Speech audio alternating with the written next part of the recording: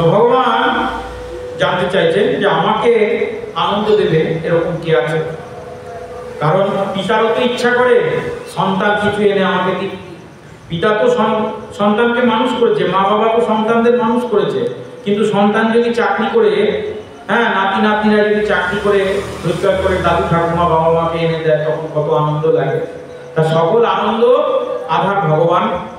আনন্দটা যে আপনি ভগবানকে দেবেন ওটা ভগবানের থেকেই নেওয়া, কিন্তু ভগবানকে দিচ্ছে কোন জন, এটা ভগবান একটু নিজে চোখে দেখতে চায়। আমার হইতে যার হয় শত শত গুণ, সেই জন আল্লাহ দিতে পারে মোর মন। এখন ভগবানের তো অনন্ত গুণ আছে, অনন্ত লক্ষ কোটি গুণ। সেই গুণগুলো ভগবানের থেকেই নিতে হবে। আর ভগবানকে আনন্দ দিতে গেলে আগে তো গুণের দরকার। ধরুন আপনি কাউকে আনন্দ দিতে চান, তাহলে আপনাকে প্রথমে বুঝতে হবে যে সেই ব্যক্তি কিসে আনন্দ পায়। ধরুন কেউ খেয়েও আনন্দ পায়, খেয়ে আনন্দ পায়, তাহলে আপনাকে খাবার বানাতে জানতে হবে, এটা একটা গুণ। কেউ নেচে নাচ দেখতে আনন্দ পায়, তাহলে আপনাকে নাচ জানতে হবে তাকে আনন্দ দিতে গেলে। কেউ বা নানান মানুষের নানান প্রকারের আনন্দ আছে, তো তাই এই গুণগুলো তো অর্জন করতে হবে। আমরা যারা হাত তুলেছি ভগবানকে আনন্দ দেব বলে, এখন প্রশ্ন হচ্ছে আমাদের কি সেই যোগ্যতা আছে, সেই গুণ আছে? যদি আমরা আনন্দ দেব কি করে? তাহলে আগে আমাদেরকে আনন্দ দেওয়ার জন্য নিজেকে প্রস্তুত করতে হবে, না নিজেকে ভজনানন্দী হতে হবে। যখন আমরা সাধন ভজন করব তখন ভগবানের গুণগুলো আমাদের মধ্যে কিন্তু প্রভাবিত হবে। সেই গুণ দিয়ে আমরা ভগবানকে আনন্দ দিতে পারবো, তখনই আমরা ভগবানকে ভোগ লাগাতে পারবো, তখনই আমরা ভগবানের সেবায় নিযুক্ত হতে পারবো। তাই বলছে আমার হইতে যার হয় শত শত গুণ। এমনি আপনারা সকলে অনেক গুণী, গুণের কোনো অভাব নেই, কিন্তু আরো কিছু গুণ অর্জন করতে গেলে ভগবানকে আনন্দ দিতে হবে, তো একটু বেশি করে গুণ অর্জন করতে হবে। তো তাহলে সেই জন আমাকে আনন্দ দিতে পারে যে আমার থেকে কিছু গুণ লাভ করেছে, যোগ্যতা করে দিতে। প্রথমে কি চতুর্দেগুণ কৃষ্ণ আগে জেনে নিল কে কে আনন্দ দিতে চায়। আপনারা মহা আনন্দে হাত তুলে দিলেন যে আমরা দিতে চাই। এবারে যে দিতে চান তাহলে কিন্তু আপনাকে সাধন ভজন করতে হবে, জপ তপ করতে হবে। যদি প্রকৃত দিতে চান, যখন জপ তপ করবেন তখন আস্তে আস্তে ভগবানের ওই গুণগুলো ভগবান আপনাকে প্রদান করবে, তখন আপনি ভগবানকে আনন্দ দিতে পারবেন, এটা একবার নিশ্চিত। আমার হইতে গুণী বড় জগতে অসম্ভব, একালেই রাধাতে তাহা করি অনুভব। ভগবানের মধ্যেও একটা বিশেষ প্রকারের সাত্ত্বিক অহংকার আছে। তিনি বলছেন এই জগতে সবচেয়ে বড় গুণী কে জানো? আমি। হ্যাঁ, আমার থেকে বড় গুণী এই জগতে কেউ নেই, কারণ সব গুণ তো আমার থেকেই সৃষ্টি। এইবারে দেখা যাচ্ছে যে একালি রাধাতে তাহা করি অনুভব, কিন্তু যখন রাধারানীর সঙ্গ পেলাম তখন দেখি ও বাবা, আমার গুণগুলোতে আমার থেকেই ধার করে নিয়ে আমাকে এমনভাবে সেবা করছে যে এখন আমার নিজেকে ছোট মনে হচ্ছে। এখন মনে হচ্ছে আমার থেকে শ্রীমতী রাধারানীর গুণ বড়। জয় জয় শ্রী রাধারানী কি। যেমন ধরুন মাস্টার MA পাস, সে আপনাদের পড়াচ্ছে, দেখা গেল ছাত্রকে পড়াতে পড়াতে মাস্টারের সব গুণগুলো ছাত্রের মধ্যে প্রভাবিত হচ্ছে সঙ্গের মাধ্যমে। এবার ছাত্র দারুণ রেজাল্ট করেছে, একবারে স্টার পেয়েছে ফাটাফাটি, পশ্চিমবাংলায় একবার নাম্বার 1 হয়ে গেছে। তখন মাস্টার অনুভব করে, আনন্দ পায়, ভালোবাসে যে দেখো আমার কাছেই শিখে কত সুন্দর, সে আমার কাছে একটা শ্রদ্ধা ব্যক্তি হয়ে গেছে। সেরকম গুরু ঠাকুর শ্রী রামকৃষ্ণের কাছে এত ক্ষমতা ছিল যে তিনি তার এক মুঠো ধুলি নিয়ে ওরকম হাজার হাজার বিবেকানন্দ বানাতে পারতেন, তাই না? কিন্তু বিবেকানন্দ একজনই গোটা জগতে গুরুদেবকে নাম প্রচার করে দিয়ে গেলেন। আজও কিন্তু সেই বিবেকানন্দ ঠাকুর রামকৃষ্ণ স্বাবলম্বী, এটাই তাদের আলোচ্য বিষয়। এর বাইরে তারা বেরোতে পারছে না, ওই নিয়েই তারা কিন্তু মেতে রয়েছে। তো তাহলে চিন্তা করে দেখুন যে ঠাকুর রামকৃষ্ণের পাওয়ারেই কিন্তু স্বামীজি তৈরি, কিন্তু স্বামীজি কিন্তু এমন আজকে জগৎকে বিখ্যাত করেছে যে তাকে এক নামে সবাই চেনে। আমি এটা উদাহরণ দিলাম, এরকম সব জায়গায় আছে। ঠিক তদ্রূপ। এবার যদি চিন্তা করেন যে স্বামীজি বড় না রামকৃষ্ণ বড়, তাহলে অবশ্যই ঠাকুর রামকৃষ্ণ বড়। সেই রকম কৃষ্ণ নিজের মধ্যে একটা অহংকার, মানে সাত্বিক অহংকার, এটা সে আমাদের মতো অহংকার নয়। বলছেন কি, আমার হইতে গুণী বড় জগতে অসম্ভব। আমার চেয়ে বড় গুণী এই জগতে নেই। জগতের কোনো মানুষকে কোনো গুণ অর্জন করতে গেলে আমার কাছেই আসতে হবে। যেমন আগামীকাল থেকে যে সরস্বতী পুজো শুরু হচ্ছে, সেই সরস্বতী হচ্ছেন বিদ্যার অধিষ্ঠাত্রী দেবী। কিন্তু এই বিদ্যা দেবী আপনাকে বিদ্যাটা দেবে কোত্থেকে? ভগবান শ্রীকৃষ্ণের কাছ থেকে এনেই তো দেবে, তার তো আর অন্য কিছু নেই। সেরকম রাধারানী কৃষ্ণকে যে ভালোবাসছে, কৃষ্ণকে যে সেবা করছে, সেই সেবাতে কৃষ্ণ এত আনন্দ পাচ্ছে যে এখন কৃষ্ণের সব অহংকার, যেটা তিনি মনে করতেন যে আমার হইতে গুণী বড় জগতে অসম্ভব, আমার থেকে বড় গুণী জগতে নেই, কিন্তু রাধারানীর মধ্যে একটা গুণ এক্সট্রা আছে, অনেক গুণ এক্সট্রা আছে। সেগুলো আমরা একবার আলোচনা করেছিলাম, আবার পরে বলব।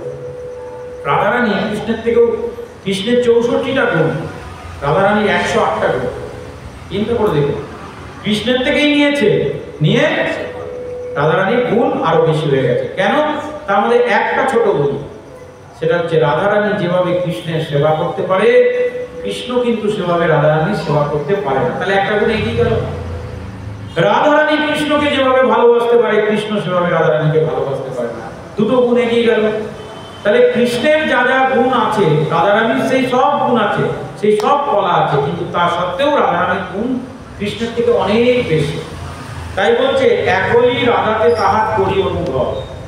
এখন মাঝে মাঝে অনুভব করি যে কেন যে নিজের মধ্যে অহংকার করেছিলাম। রাধারানীর সামনে এলে নিজের লজ্জা লাগে, আমার থেকেও সে গুণী। জয় জয় শ্রী শ্রী চৈতন্য চরিতামৃত কি। তাহলে একদিকে কৃষ্ণের মধ্যে অহংকার, আবার একদিকে হচ্ছে দৈনতা, মহানুভবতা। তাহলে প্রেমে এটা প্রয়োজন। প্রেমে যদি আমি অভিমান করে বসে থাকি, অহংকার করে বসে থাকি, আমি কেন আগে ফোন করব, সে কেন আমার সাথে কথা বলবে না, আমার সঙ্গে ঝগড়া লেগেছে আমি রাগ দেখিয়ে থাকবো, তাহলে কিন্তু সে প্রেম ভালো মজবে না, টক টক হয়ে থাকবে।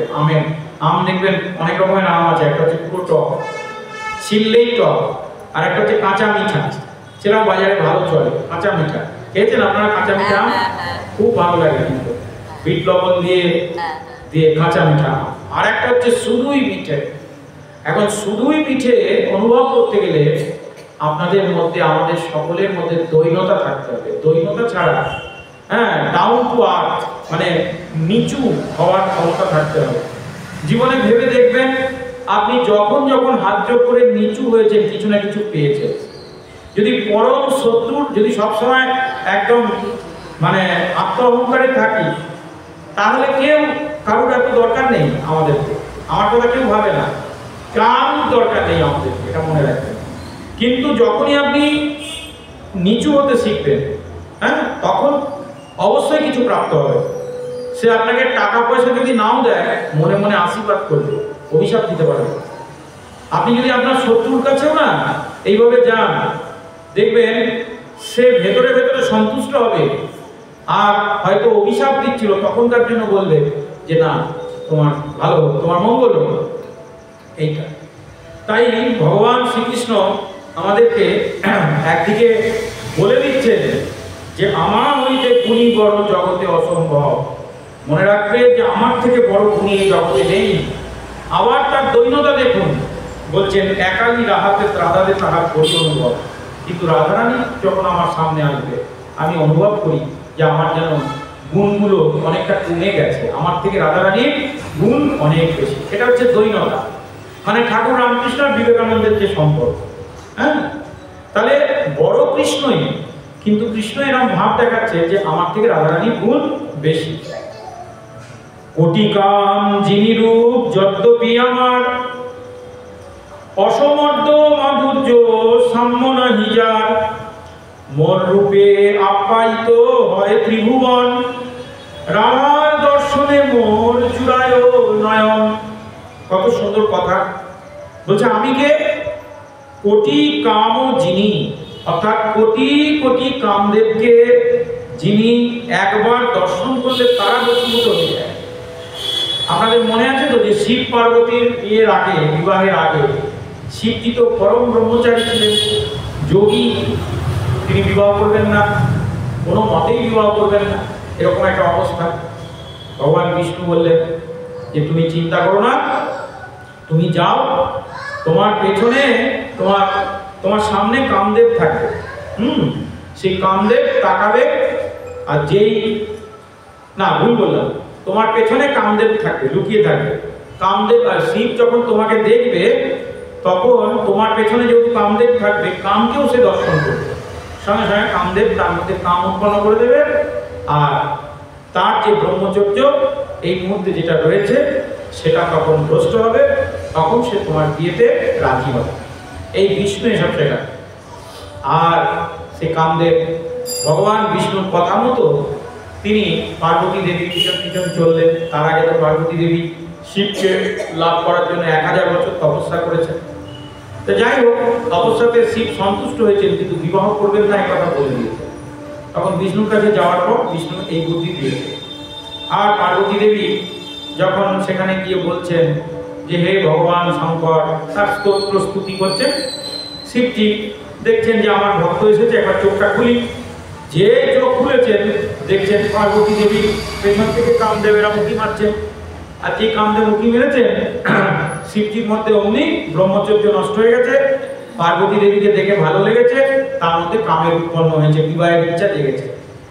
এই যে ইচ্ছা জেগেছে, ভগবান বিষ্ণু সঙ্গে সঙ্গে বলেছে যে তাহলে তোমার যখন ইচ্ছা জাগ্রত হয়েছে, এখন আর তোমার যোগ সাধনায় বটে যাবে না, যাও তুমি এখন পার্বতী দেবীকে বিবাহ করে তুমি কিছুদিন ভালো করে সংসার করো, তারপরে আবার আসবে।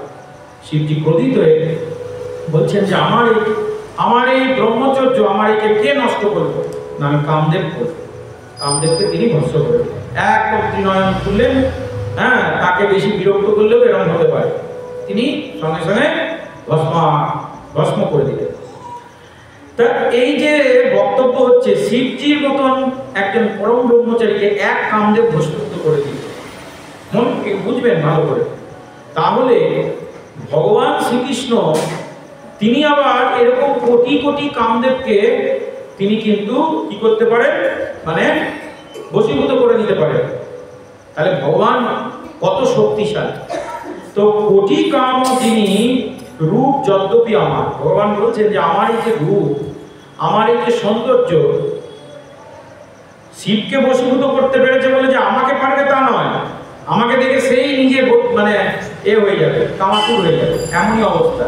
আমাকে পারবে না, ভগবান হচ্ছেন কামাতি, তার মধ্যে নেই। কিন্তু ওই কামদেব যদি ভগবানকে দেখে, সে কিন্তু বশীভূত হয়ে যাবে, এত ভগবানের রূপ, ভাবাই যায় না কি সুন্দর রূপ। তো সেটা একটা দুটো কামদেব নয়, কোটি কোটি কামদেবকে তিনি এক দর্শনেই মানে জয় করে ফেলতে পারে। অসমর্থ মাধুর্য, যে মাধুর্য, ভগবানের যে মাধুর্য, তাকে কোনো ব্যক্তি পরিমাপ করতে অসমর্থ, কেউ পারবে না। সাম্যনাহিজা, তার সমানও কেউ নেই, তার ওপরে কেউ নেই, নিচে কেউ নেই, মাঝামাঝিও কেউ নেই। ভগবান হচ্ছে আনবিটেবল। শ্রীকৃষ্ণ সৌন্দর্য, মাধুর্য, গুণের দিক থেকে নিজেই বলছেন এসব কথা।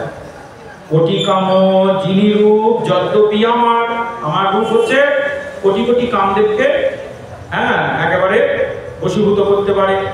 অসমর্থ মাধুর্য, সাম্য নাহি যার সমান কেউ নয়। মোর রূপে আপ্যায়িত হয় ত্রিভুবন, এই সমস্ত ত্রিভুবন আমার রূপে আপ্যায়িত হয়, আমার কথা শুনে চলে। ভয় দেখিয়ে বেশি দিন কাজ করানো যায়? যায়। ভালোবেসে করানো যায়। ধরুন আমরা অনেক সময় অনেক ব্যাখ্যাতে পড়েছিলাম যে কৃষ্ণের ভয়ে সবাই সব কাজ করছে, যেমন সূর্য, গ্রহ, নক্ষত্র, শনিদেব, দেব দেবতারা। না, কৃষ্ণকে কেউ ভয় পায় না, কৃষ্ণকে ভালোবাসে, ভালোবেসে করছে। কৃষ্ণ কি সূর্যদেবকে মাইনে দেয়? দেয় না। অসংখ্য ভগবান প্রেম দিয়ে, ভালোবাসা দিয়ে সমস্ত দেব দেবতাদের একবারে বশীভূত করে রেখেছে। তারা যখন কৃষ্ণের সামনে যায়, কৃষ্ণের রূপ দর্শন করে, এটাই তাদের শুল্ক, এটাই তাদের পাওনা, আর কিছু পাওয়ার নেই জীবনে। আর পাবে কি? সব তো দিয়েই রেখেছে। তো তাই মোর রূপে আপ্যায়িত হয় ত্রিভুবন। ভগবান শ্রীকৃষ্ণ বলছেন যে আমার এই যে রূপ এত সুন্দর, এবং এই রূপে সবাই এমনি মোহিত, রাধার দর্শনে মোর জুড়ায় নয় না। কিন্তু ব্যাপারটা বুঝলাম না যে যার এত গুণ, এত কিছু, সে যখন আবার রাধারানীকে দর্শন করে যেন মনে হচ্ছে আমার হৃদয়টা জুড়িয়ে গেল। জয় জয় শ্রী চৈতন্য চরিতামৃত কি। তাহলে কৃষ্ণের অন্তরের মনের কথা যা কিন্তু গীতাতেও লেখা নেই, যা ভাগবতে লেখা নেই, যা বেদে লেখা নেই, যা উপনিষদে লেখা নেই, সেই কথা চৈতন্য চরিতামৃতে লেখা। এরকম কথা আপনারা আর কোনো শাস্ত্রে, কোনো গ্রন্থে, কোনো পণ্ডিত বা কোনো জায়গা থেকে আপনারা শুনেছেন এরকম কথা যে কৃষ্ণ এই কথা বলছে, তার এই অভিব্যক্তি?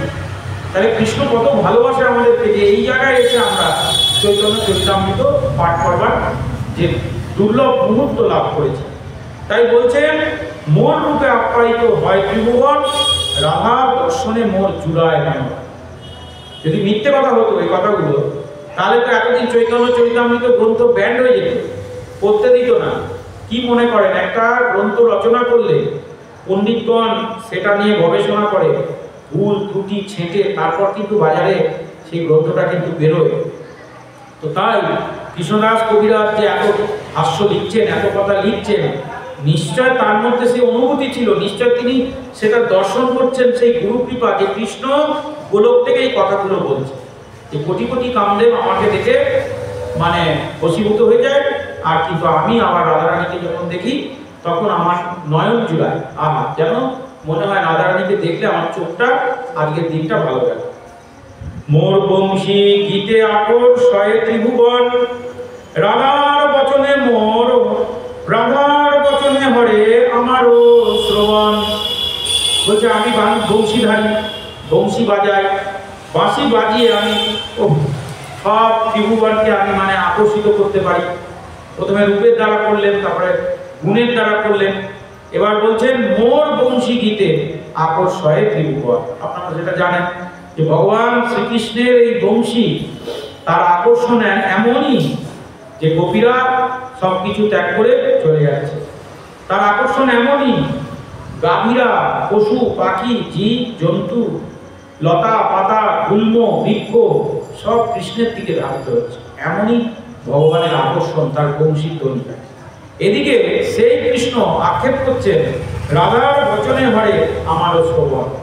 কিন্তু রাধারানী যখন এসে আমার কাছে দাঁড়ায়, আমার সঙ্গে কথা বলে, তখন আমি বাকরুদ্ধ হয়ে যাই, কি বলবো ঠিক বুঝতে পারি না। বুঝতে পেরেছেন? এই হচ্ছে কৃষ্ণের অভিব্যক্তি। যদ্যপি আমার গন্ধে জগত সুগন্ধ, মোর চিত্ত প্রাণ হরে রাধার অঙ্গগন্ধ। ভগবান শ্রীকৃষ্ণের শরীর থেকেই চন্দনের উৎপত্তি। এই যে চন্দন, সুবাসিত চন্দনের গন্ধ, সবচেয়ে উৎকৃষ্ট চন্দন, আতর, যা কিছু সবই তো ভগবান থেকেই সৃষ্টি। তো এই ভগবান যখন হেঁটে যান, তখন ভগবানের এই গন্ধে সমস্ত জগৎ মম করে।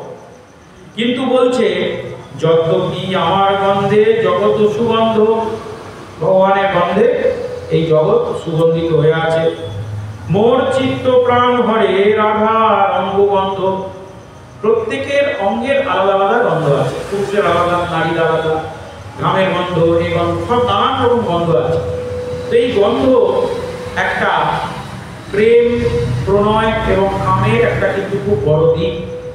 হ্যাঁ, এগুলো কিন্তু আমাদের শাস্ত্রেরই কথা যে এক একটা মানুষের এক এক রকমের শরীরের যে গন্ধ থাকে, সেই গন্ধের মাধ্যমে সেই গন্ধটা আমাদের নাসিকা যখন শ্রবণ করে, তখনই আমাদের এই ব্রেনে সেটা ধাক্কা মারে, হৃদয়ে ধাক্কা মারে, তখনই আমাদের মধ্যে প্রেম বা কাম সেই সময় জাগ্রত হয় গন্ধের মাধ্যমে। তো যাই হোক, যদ্যপি আমার গন্ধে জগৎ সুগন্ধ, ভগবান শ্রীকৃষ্ণ বলছেন যে আমার গন্ধ, আমার শরীর থেকে যে অপূর্ব সুগন্ধি বেরোয়, তার দ্বারা জগৎ মোহিত হয়ে আছে। কিন্তু মোর চিত্ত প্রাণ হরে রাধার অঙ্গগন্ধ। রাধারানীর শরীরের যে অপূর্ব সুন্দর সৌগন্ধ, সেটা যখন আমার নাকে আসে, তখন আমার চিত্তকে হরণ করে নেয়। তাহলে দেখুন, আমরা সব শ্লোকে একই রকম ব্যাপার বুঝতে পারছি যে সব বিষয়ে কৃষ্ণের থেকে যেন রাধারানী এগিয়ে। এই কথাটা কে বলছেন? কৃষ্ণদাস কবিরাজ বলছেন। কিভাবে বলছেন? কৃষ্ণের অভিব্যক্তি, কৃষ্ণ গোলকে বসে যেটা অনুভব করছেন তিনি সেই কথাটাই বলছেন। কৃষ্ণের কথা, মনের কথা। আমাদের একটা টিভিতে মাঝে মাঝে হয় না, মন কি বাত, নরেন্দ্র মোদী বলেন মন কি বাত, এই প্রত্যেক মাসে হয় না মন কি বাত, আমাদের মনের কথাগুলি বলে। সেই রকম ভগবান শ্রীকৃষ্ণের মনের কথা সেটা এখন প্রকাশিত হচ্ছে। ভগবান রাধারানীর প্রতি কতটা, রাধারানীর কত গুণ, কেন সকলে বলে যে রাধে রাধে বলছে, সে কথা কৃষ্ণ অনুভব করছে যে আমার গন্ধে জগৎ অনুপ্রাণিত, কিন্তু রাধারানীর অঙ্গগন্ধে কিন্তু আমি নিজে স্বয়ং অনুপ্রাণিত। আবার বলছেন, যদ্যপি আমার রসে জগৎ সরস, রাধার অধর রস আমায় করে বস।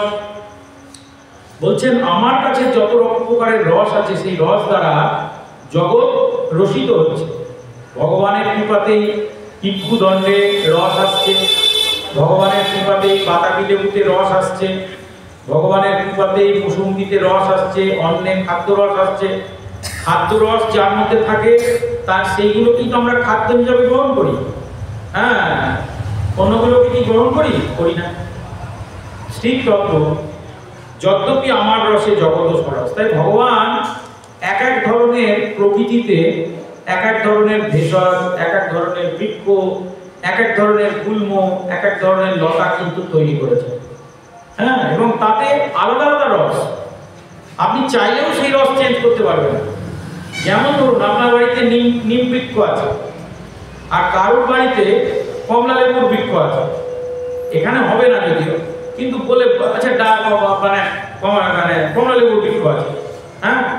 এবার আপনি চিন্তা করলেন যে কমলা লেবুর রস গিয়ে নিম গাছে ঢালি, তাহলে নিম গাছের রস একটু তিতো কম হবে কিনা দেখি, হবে? কেন? অনেকে তো বলছে গোড়ায় জল ঢাললে সে করে সেই ওই অব্দি চলে যায়। ভগবানের ডাল পালায় সব জায়গায় গোড়ায় জল ঢাললে সব চলে যায়। তা ঢালুন না মধু নিম গাছে গিয়ে, ঢালুন চিনির রস, শরবত, আখের রস গিয়ে গোটা গোটা ঢালুন তো, দেখুন তো নিম গাছ মিষ্টি হয় কিনা। নিম তো সেগুলোই নেবে, কিন্তু বিরোধের দেবে। ভগবানের এটাই হচ্ছে সৃষ্টি। আবার যখন অন্য কোনো বৃক্ষ যেখান থেকে অপূর্ব সুন্দর মিষ্ট রস বেরোয়, সেখানে কিন্তু আপনি নিম গিয়ে ঢাললেও, এই যে যখন নারকেল গাছে লবণ দিতে হয় গোড়াতে, আচ্ছা, অথচ দেখুন নারকেল কি মিষ্টি। নারকেল গাছে লবণ দিতে হয়, কি হয় দিলে তা জানি না, তবে লবণ দেয়। আচ্ছা,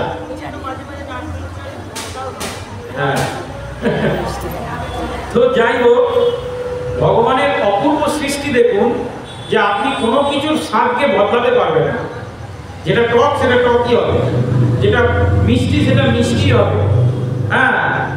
ভগবান এইভাবে তৈরি করেছে। তাহলে এই যে সব অন্যের যে রস, সে অন্যের মধ্যেই রয়েছে। গমের রস, অন্যের রস আলাদা।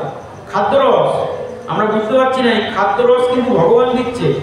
এই খাদ্য রস পরিপাক করছে আমাদের শরীর, সেখানেও ভগবান আমাদের ও জঠরগ্নি রূপে রয়েছে, নিয়ে আমরা সেটাকে পরিপাক করে শরীরকে তাজা করছি। সব ভগবানের সৃষ্টি। তাই বলছেন আমার রসে জগৎ সরস হয়েছে, কিন্তু আমি কিসে সরস হচ্ছি? রাধার অধর রস আমায় করে বস।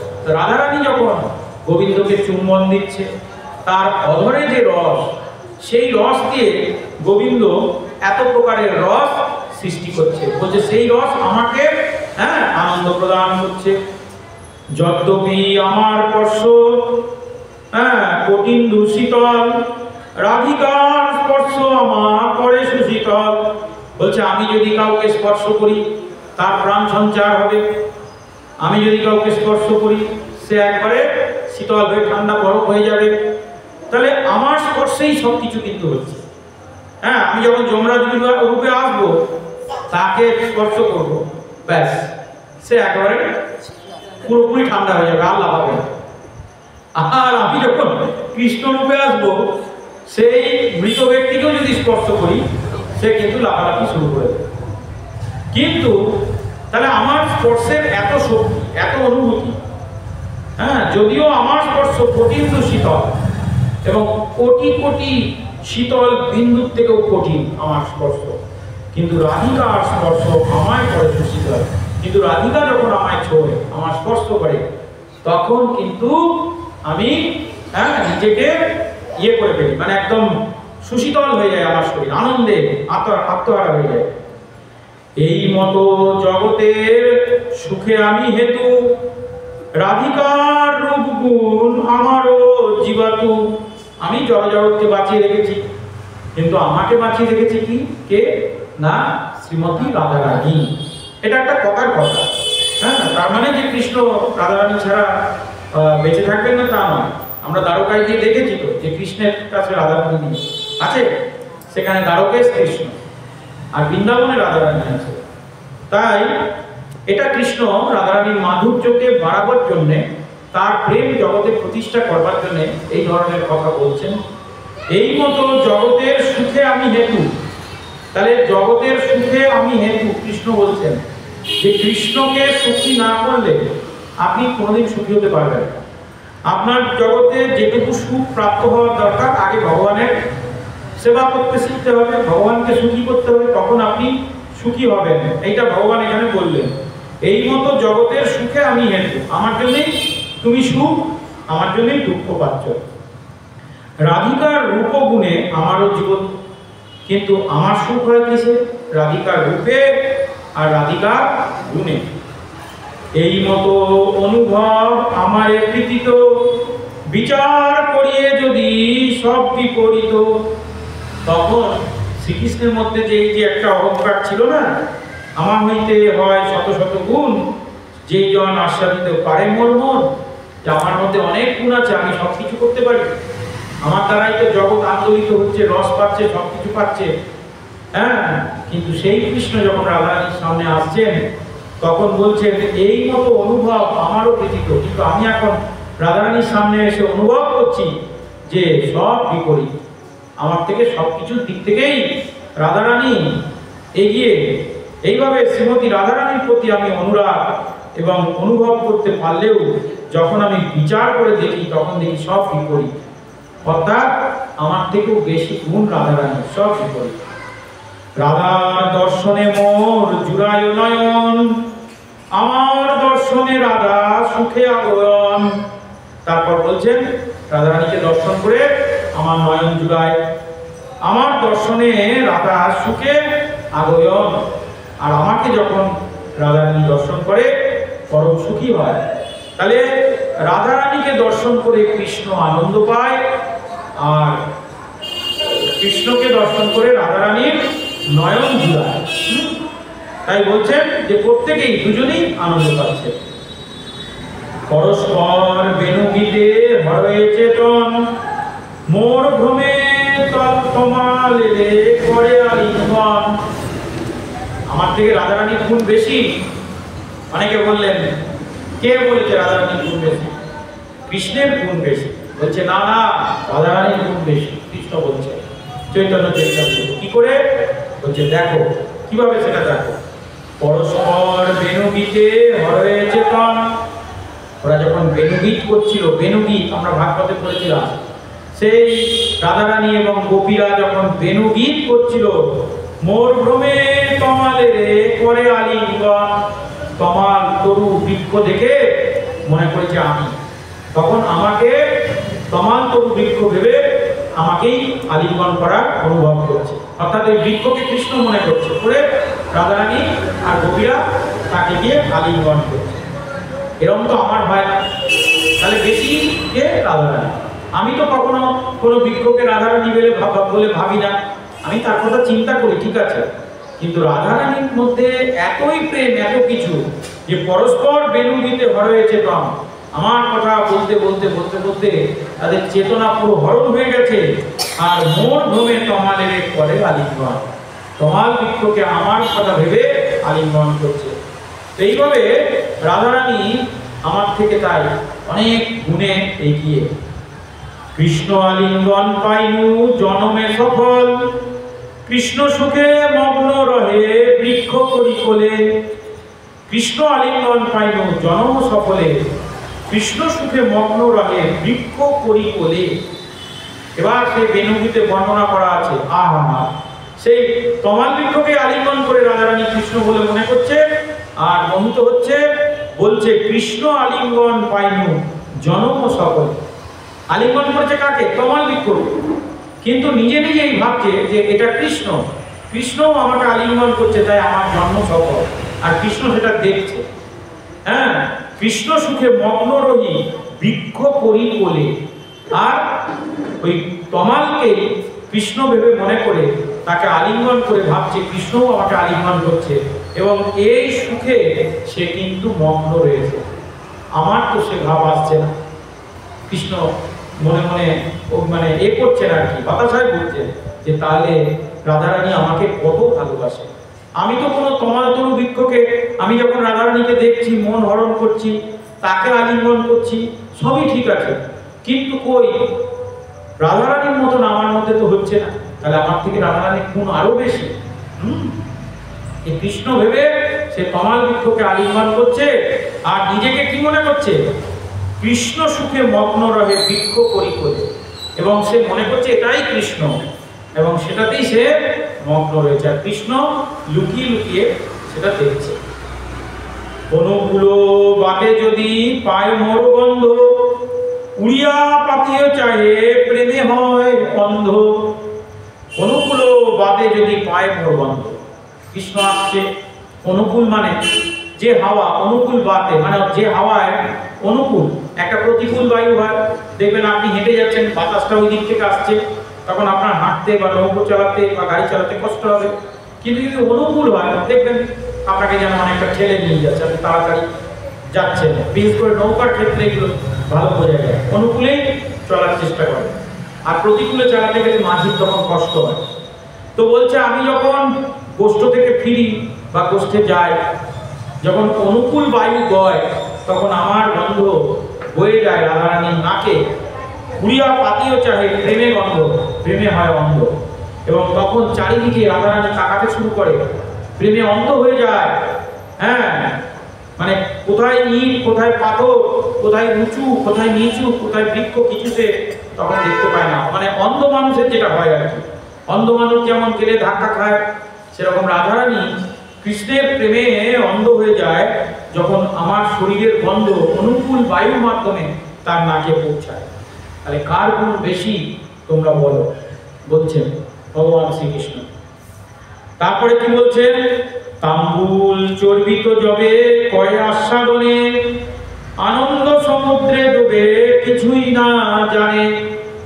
তাহলে কৃষ্ণের এঁটো, কৃষ্ণের বংশীধ্বনি, এইগুলোই রাধারানীর হচ্ছে আনন্দের বিষয়। আর কোনো আনন্দ রাধারানীর প্রয়োজনই নেই। বলছেন তাম্বুল চর্বিত যবে করে আস্বাদনে। ভগবানকে দেখবেন আমাদের বৈদিক মতে তাম্বুল অর্পণ করা হয় লাস্টে। তাম্বুল মানে পান, পান, ভগবান পান খেতেন। তো সেই তাম্বুল, সুপারি, কর্পূর সব কিছু দিয়ে ভগবানকে পান সেজে দেওয়া হয়। এই পানের কিন্তু একটা বিশেষ আছে। পানের মধ্যে চুন থাকে, পানের মধ্যে সুপারি থাকে, কয়েক থাকে, এই থেকে, এবং পানের মধ্যে একটা খাদ্য রস থাকে, যেটা আমাদের শরীরকে দীর্ঘদিন সতেজ রাখে। ওখান থেকে আমরা ক্যালসিয়াম, মিনারেলস, অনেক কিছু কিন্তু পাই। দেখবেন আগেকার দিনে মানুষরা খাওয়ার পরে পান খেত না? এই যারা পান খেত, পানের সঙ্গে চুন খেত, খয়ের খেত, শুধু তো আর পানটা খেত না, ওইটা পানটা একটা মাধ্যম, একটা গাছের পাতা। তো তার মধ্যে ওগুলো খেত বলে তাদের কোনোদিনও হাঁটুর ব্যথা ছিল না, তাদের শরীরে কখনো ক্যালসিয়ামের অভাব হতো না, তাদের চোখ কখনো খারাপ হতো না। ওই যে দেখুন, ভগবানের সৃষ্টিতে যা কিছু আছে সবই প্রয়োজন। কখনো প্রশ্ন করেছেন যে ভগবানকে আমরা পান অর্পণ করি কেন, তাম্বুল অর্পণ করি কেন? তার কারণ ভগবান এটা সেবা করতেন। অর্থাৎ এই জড়জগতে যারা দেখবেন আগে পান সেবা করত, কিন্তু গৌড়ীয় বৈষ্ণবরা পান খাওয়াটাকে নেশার সঙ্গে তুলনা করেছে। যার জন্য অনেকে পান খায় না। কিন্তু আমাদের যদি আমরা পরাশর না, আমাদের যে ধন্বন্তরী যে গ্রন্থ, তাতে কিন্তু এই খয়ের, চুন, পান এসবের একটা বিশেষ মহিমা আছে। এগুলো শরীরের পক্ষে ভীষণ প্রয়োজন। আপনি চুন আলাদা করে খেতে পারবেন না, কিন্তু পানের সাথে মিশিয়ে খেলে আপনার শরীরে কোনো দিন ব্যথা, গা গতরে ব্যথা, হাঁটুর ব্যথা, এসব ব্যথা, ক্যালসিয়ামের অভাব কোনোদিন হবে না। চুনের এত পাওয়া। আমরা যে ক্যালসিয়াম খাই সেগুলো এক ধরনের তো চুনই, চুন থেকেই অল্প একটু চুন, তাকে অন্য কিছু দিয়ে ম্যাগনেসিং করে 5 টাকার চুন সারা মাস চলে যাবে, আপনাকে 500 টাকা বিক্রি করছে। বুঝতে পেরেছেন? আমরা অরিজিনালটা ছেড়ে দিয়েছি, ডুপ্লিকেট মাল ব্যবহার করতে বেশি ভালো আছে। তাই এখানে বলা হচ্ছে তাম্বুল চর্বিত জবে পরে আস্বাদনে। ভগবান শ্রীকৃষ্ণকে সব কিছু ভোজনের পর লাস্টে তাম্বুল অর্পণ করা হয়। আর রাধারানী অবাক দৃষ্টিতে তাকিয়ে থাকে। দেখবেন তাম্বুল চিবিয়ে চিবিয়ে চিবিয়ে চিবিয়ে চিবিয়ে চিবিয়ে চিবিয়ে চিবিয়ে তার যখন রসটা একদম পুরো খাওয়া হয়ে যায়, অনেকে সে ওই যে ছোবড়াটা ভেতরে যেটা থাকে আর কি, সুপুরি চুপুরি তুলে এগুলো থু থু করে ফেলে দেয়। ফেলে দেয় কিনা? যারা খায় তারা জানবেন, কিছুটা ফেলে দেয়। আর রাধারানীর সবচেয়ে প্রিয় বস্তু হচ্ছে ওইটা। জয় জয় শ্রী চৈতন্য চরিতামৃত। কি বুঝতে পারছেন? তাহলে এই সব তত্ত্ব আমরা চৈতন্য চরিতামৃতই পাবো, গীতায় পাবো না, ভাগবতে পাবো। কিন্তু গীতা ভাগবত না পড়লে আমরা চৈতন্য চরিতামৃত অনুভব করতে পারবো না। তাহলে আমরা যে বলি প্রসাদ প্রসাদ, প্রভু আপনার প্রসাদটা দেবেন, কিন্তু এরকম আচরণ আমাদের করা উচিত নয়। কিন্তু রাধারানী কৃষ্ণকে কতটা ভালোবাসতেন তাহলে বুঝুন, যে তাম্বুল চর্বিত জবে কবে আস্বাদনে, আর্য করে বসে থাকে যে কৃষ্ণের সব খাওয়া হয়ে গেলে তাম্বুল যেভাবে চেবানোর পর উচ্ছিষ্ট যেটা মুখ থেকে ফেলে দেবে, ওইটা যখন সে পাবে, আনন্দ সমুদ্রে ডোবে কিছুই না জানে। কৃষ্ণ কিন্তু সব লক্ষ্য করেছে, সব লক্ষ্য করেছে, সব দেখেছে যে রাধারানী কৃষ্ণকে কতটা ভালোবাসে। তার এই সব ছোট ছোট ছোট ছোট গুণগুলোকে দেখে কৃষ্ণ যখন রাধারানী থাকে না, তখন এইগুলো বিচার করছে, এগুলো ভাবছে যে তাহলে তো এর সামনে আমি মনে মনে ভাবি যে আমি বোধহয় সবচেয়ে গুণী, সবচেয়ে শ্রেষ্ঠ, কিন্তু যখন এর সামনে যাব, আমার চেবানো তাম্বুল খাচ্ছে, আমার গন্ধ শুনে পাগল প্রায় হয়ে যাচ্ছে, হ্যাঁ, আমাকে তমাল বৃক্ষ ভেবে আলিঙ্গন করছে, তাহলে তার গুণ তো আমার থেকে বেশি হবে, আমি তো এগুলো পারবো না। রাধারানীর চেবানো তাম্বুল তো আমি কখনো গ্রহণ করতে পারবো না, আমি তো কই তার গন্ধে আকুল হই না। এইসব ভেবে কৃষ্ণ তখন ভাবছে যে তাহলে রাধারানী আমাকে কতই না ভালোবাসে। তার আগে কিন্তু আমি আপনাদের বলেছি চৈতন্য চরিতামৃত গ্রন্থে, এখানে এই শ্লোকটা বলেছি যে অতএব ভক্তগণে এই যে লাগি কহিতে ভয়, সে যদি না জানে ইহা বই কি বা সুখ আছে ত্রিভুবন। আগেই এই যে বিষয়গুলো আলোচনা হবে সেই প্রসঙ্গে কৃষ্ণদাস কবিরাজ কিন্তু আগেই বলে দিয়েছে যে আমি কিছু বিষয় অত্যন্ত গোপন, যেগুলো সমাজে আলোচনা করা উচিত নয়, কিন্তু আমি যেহেতু ভগবত কৃপায় সেগুলো পেয়েছি, আমি যদি চলে যাই জগৎ ছেড়ে, তাহলে এগুলো কেউ জানতে পারবে না। তাই মহাপ্রভুর এই মহিমা, মহাপ্রভুর এই কৃপা জগতে তো বিস্তার করতে হবে। আমি এগুলো বলতে চাই, এগুলো বলে যেতে চাই, এগুলো লিখে যেতে চাই। লিখেছে বলেই তো আমরা জানতে পারছি। তিনি অনুভব করতেন, করে চলে যেতেন, তাহলে আমরা কিছুই জানতে পারতাম। তাই তিনি প্রথমেই যখন আমরা আলোচনা হয় তার আগে আমরা এই শ্লোকটা পড়েছিলাম, যে লাগি কহিতে ভয় সে যদি না জানে। তাহলে আপনাদের জন্যই তো ভগবান চৈতন্য মহাপ্রভু এসেছেন, আর মহাপ্রভুকে প্রকাশ করছেন চৈতন্য চরিতামৃত। সেই চৈতন্য চরিতামৃত গ্রন্থ লিখছেন যে কৃষ্ণদাস কবিরাজ। তাই বলছেন যে লাগি কহিতে ভয়, আমার ভয়ও করছে, যদি আপনারা বুঝতে না পারেন তাহলে তো খুব অপরাধ হয়ে যাবে। তাই তিনি মনে মনে আবার ভয়ও পাচ্ছেন, কেউ অন্য কোনো ভাবে ভাবতে পারে, তাই তিনি ভয় পাচ্ছেন। তাই জন্য তিনি আগে উদাহরণ দিয়েছেন কোকিল আর উটের, যে কোকিল হবে সে অনুভব করবে, আর যে উট হবে সে কিন্তু অনুভব করবে না, সে ঊর্ধ্বমুখী হয়ে অন্য কথা চিন্তা করবে। তো তাই বলছেন যে তাম্বুল চর্বিত জবে পরে আস্বাদনে, আনন্দ সমুদ্রে ডোবে কিছুই না জানে। কৃষ্ণের ওই চেবানো তাম্বুল চিবিয়ে সে কিন্তু আনন্দ সমুদ্রে ডুবছে। কৃষ্ণ অবাক হয়ে দেখছে যে আমি জগৎকে আনন্দ দিই, আজ রাধারানী আমার সামান্য একটা তাম্বুল করে আছে, সেইটা চিবিয়ে আনন্দ পাচ্ছে। তাহলে রাধারানী আমাকে কতটা ভালোবাসে, কি তার প্রেম। আমার সঙ্গমে রাধা পায় যে আনন্দ, শত মুখে বলি তবু নাহি তার অন্ত। তো রাধারানী এবং কৃষ্ণের যে সঙ্গম, তাতে রাধারানী যে আনন্দ হয়, সে আনন্দ যখন আমি দেখি রাধারানীর মধ্যে, সেটা মনে হচ্ছে শত শত মুখ দিয়ে বর্ণনা। কৃষ্ণ বলছেন, লীলান্তে সুখে ইহার অঙ্গের মাধুরী, না দেখি তাহা সুখে আপনি পসারি। বলছে রাধারানীকে আলিঙ্গন করাবার পর, তাকে প্রেম দান করবার পর রাধারানীর যে কি সুখ, কি আনন্দ, কি মাধুর্য, সে তখন আমি দর্শন করি, আমি তখন মহা সুখে মগ্ন হয়ে যাই, আমি তখন আনন্দে মগ্ন হয়ে যাই। দোহার যে সমরস ভরত মুনি জানে, আমার ব্রজের রস কেহ না জানে। বলছে ভরত মুনি বা অন্যান্য মুনি ঋষিরা আমার সব কথা জানে, কিন্তু এই রাধা কৃষ্ণের প্রণয় মহিমা, প্রেমের যে কি স্বাদ, কি আস্বাদন, সেটা কিন্তু সবাই জানে না। যে কথা ভরত মুনিও জানে না, সেই কথা আমি আজকে তোমাদের কাছে বললাম। কৃষ্ণদাস কবিরাজের মাধ্যমে চৈতন্য চরিতামৃত গ্রন্থে তা প্রকাশিত হলো। জয় জয় শ্রী চৈতন্য চরিতামৃত কি। তো এখানেই আমাদের ভাগবতী কথা বিরাম হলো। আবার দেখা হবে আগামী দিনে। সকলে ভালো থাকবেন, সকলে মঙ্গল। হরে কৃষ্ণ।